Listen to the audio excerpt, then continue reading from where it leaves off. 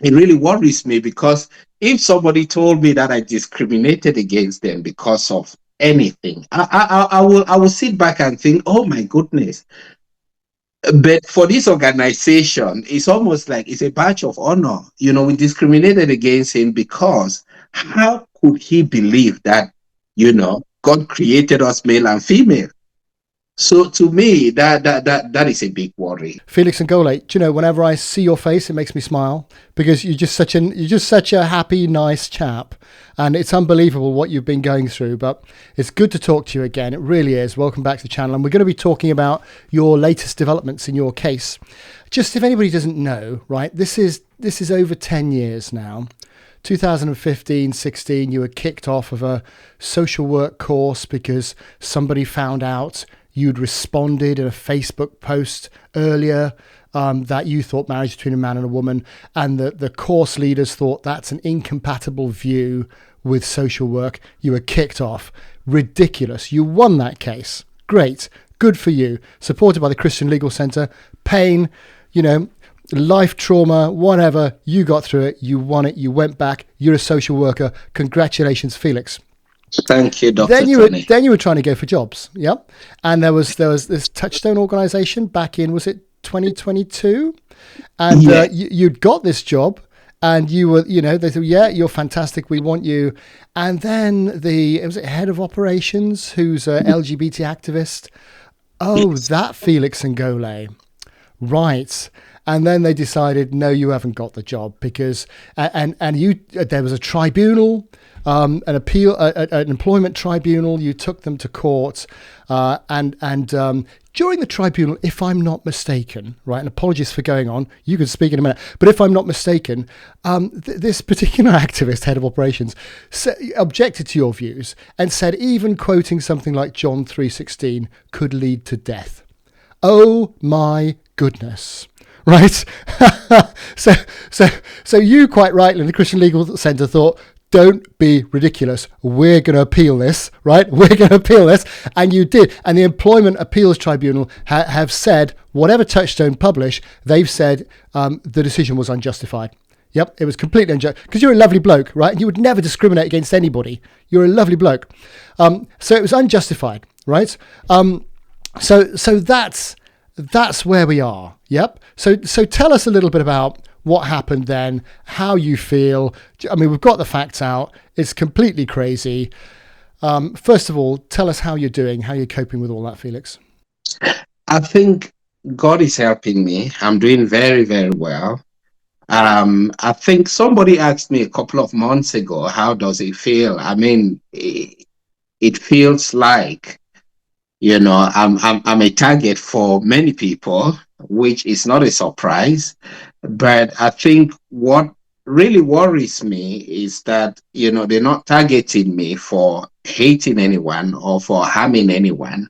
It's just based on the assumption that, I believe in the Bible. I believe that God created us male and female, and that he did a very good job. My mind hasn't changed since 2016. God did a wonderful job, Dr. Tony, because when he created man, he looked back and he said, oh, wow, this is wonderful.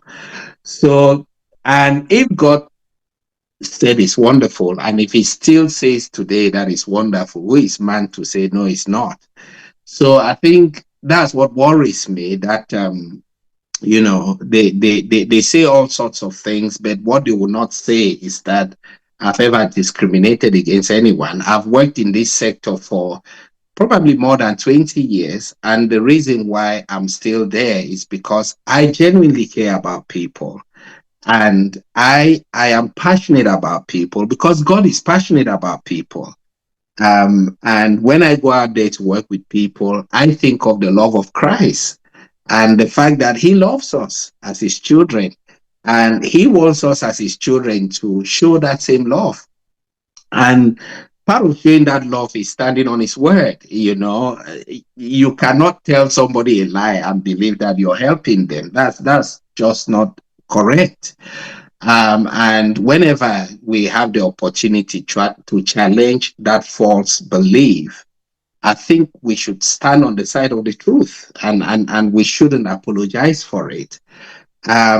But as you rightly said, Dr. Tony, as well, John 3:16. Oh my goodness, that's my favorite scripture of all times. And I pastor young people, and I always tell them that you don't need to know the whole of the Bible. All you need to know is John 3:16, because it talks about love, the love of God, how God sent his son Jesus to die for us. And for anybody to turn around and say, oh no, that could be triggering, it just goes to show where we are as a society, how just anything and everything could, offend certain people. But it also comes with an agenda. I often say that you can have as many good policies as you want, but if you put somebody behind who's got such a dangerous agenda, especially against Christians, and that's what you get, unfortunately. Yeah, and this is why I don't know if people realise how important your case is, because it really goes to the heart of so okay, we've got discrimination laws. If you discriminate against anybody based on the protected characteristics in the Equality Act, well, you've committed an offence. Whether or not you agree with that, you've committed an offence by law. But this goes further, because the appeal tribunal, or the employment tribunal rather, was effectively saying that just holding those beliefs was enough for you to not be employed. So essentially saying that believing marriage should be between a man and a woman means you're unemployable. Right? Now Yes. that's right. That's gone full circle, right? From the points at which you said, well, actually, believing that it's anything but a man and a woman means you're unemployable and there's something wrong with you, all the way round to, if you believe it's a man and a woman, now there's something wrong with you and you're unemployable and you're not fit for society. So this is the essence of your case, and this is why it's so important, Felix.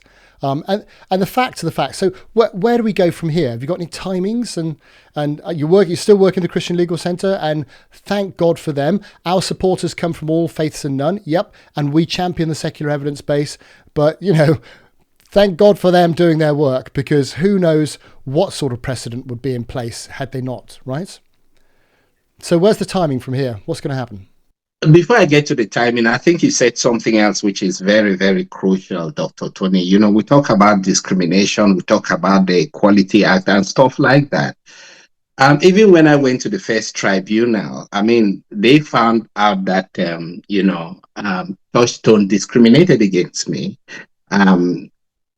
But it almost felt like for Touchstone, it's a good thing to discriminate against me because of my beliefs. So it is really tragic that we can have a law that protects everybody, but you have, certain groups of people who feel that, well, if you discriminate against someone because they are Christian or they believe in traditional marriage, well, that's actually good discrimination. There's nothing to be ashamed about.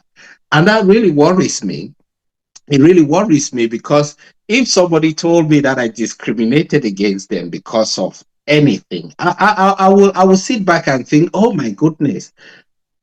But for this organization, it's almost like it's a badge of honor. We discriminated against him because how could he believe that, God created us male and female? So to me, that is a big worry. Where do we go from here?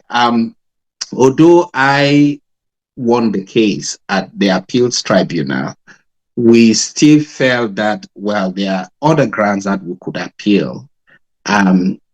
Because as you clearly pointed out, Dr. Tony, these are very important issues. And if we don't deal with them now, well, it would just go away. It would just not go away. And I feel that, it is important for us, even with the Christian Legal Center, they've been very patient, they've been very supportive. And I just thank them. Andrea has been, as you know, Andrea, she's been absolutely wonderful. Oh, she's a heroine, isn't she? Absolutely. Such a wonderful, caring, and wonderful woman of God. And I just so thank God for her. So we had a meeting and we felt that it was important for us to appeal, um, just for the fact that it's still not. There are some issues that haven't been completely settled, and there's also a feeling that if we don't deal with those issues now, they will not just go away. It might just be another Christian tomorrow who another employer will say, well, if we have a training, for example, keep your views to yourself. We don't want you to say anything. We don't want you to say anything from the Bible. And because we didn't deal with this case, they'll just use that and say, oh, the case against Felix, this is what the judge said. So we don't want that to happen. So if it means that I have to go through more pain just to make sure that, somebody else doesn't go through the same thing, I think that would be worthwhile. Yeah, well, that Andrew's a heroine and you're a hero. I mean, because I think the problem we've got in society, Felix, is that people see what happens to people like you, to people like Ben Dabowski and countless other people, Chrissy Higgs and others like that, and they think, I got to feed my family. I've got to, I don't want the public humiliation of being sacked from my job, and in Ben's case, for example, a letter being sent to all parents saying we had to get rid of him for safeguarding issues, right? When actually what he'd said was, I think marriage is between a man and a woman, and some staff took offence. Right. And so, all the parents are thinking, oh, my goodness, what's this guy been up to? And, similarly, it's very, very difficult. So how do you, I mean, if I can be so bold as to ask, how do you cope? I mean, how do you get by? It's like Aaron Edwards, he can't get a job. It's been years and his case is working through and he can't get a job. How do you get by? Dr. Tony, you hit the nail on the head. I think I could have, 101 cases at this point in time because I can tell you it's ongoing. With Touchstone, it was very blatant. With other employers, it's not so blatant. They look for ways to get around it. And it can be really, really difficult to get a job. It is difficult to get a job.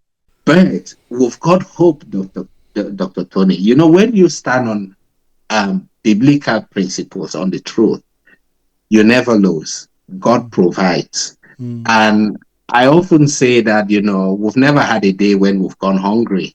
God has always looked after us for the past 10 years or so. He's always looked after us. He's always found a way to help us. And that in itself is so encouraging. But, if you think of my case, Dr. Tony, and I know you know this very well. There are many people, even before we came, who stood for the truth and they lost their lives. They died, they were killed, So mine is not as bad as that, to be honest. So as far as I'm alive, God is keeping me alive. God is helping me. And I've got such great support, from people like yourself, from Andrea, the Christian Legal Center, from, I've had conversations with different pastors as well. So you just know that, you're not on your own. And I think that is very, very important that that you're not on your own. You have people who are praying for you. You have people who are supporting you. Yes, I think for me, yes, that is very, very encouraging. Good. Well, I mean, you need to know that. You need to know that there are Mm, thousands of people up and down the country, mm, praying for you and willing to support you because it's such an important case. And it is is. and if people want to support the legal fund, well, they know where to go. Christian Legal Centre. And again, that I think they don't have bottomless pits of money. They just raise it from donations like the rest of us. Yes. And so go and support them if you want to do that. But timing wise, so do you know what's going to happen next and when it's going to happen? I we do have a case review, which is I think it's actually next month, just around the middle of next month. Um, it's more like a pre-hearing where they have to iron out issues and then they will then fix a date for the proper hearing. So we're going to have that next month. In terms of the hearing itself, until we have that meeting, we wouldn't know. Yeah. So it might Could be be this year, could be next year. Who sometime in the knows? middle of this year or even next year. We don't know. Yeah. Well, listen, it's great to catch up with you. I really wanted to keep people updated so they carry on thinking about you and supporting you if they want to.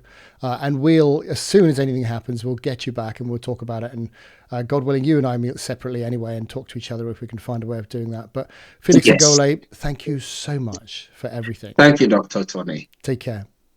Okay. Bye-bye.